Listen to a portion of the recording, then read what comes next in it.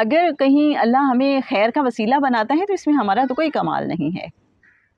मेरे मुर्शिद साहब सैयद सरफराज अहमद शाह साहब फरमाया करते हैं कि जैसे अगर अल्लाह ने आपको रिज़्क दिया है और आप उसे अल्लाह के बंदों पे तक़सीम कर रहे हैं, तो क्या ये जो रिज़्क आप अल्लाह के बंदों में बाँट रहे हैं वो आपका अपना है? भई आपकी हैसियत तो एक पोस्टमैन जैसी है।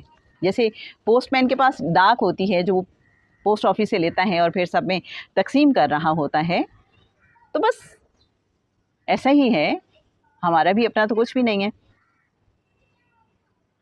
सब कुछ अल्लाह का है, उसकी मेहरबानी कि वो हमारे हाथ से किसी को दिला रहा है।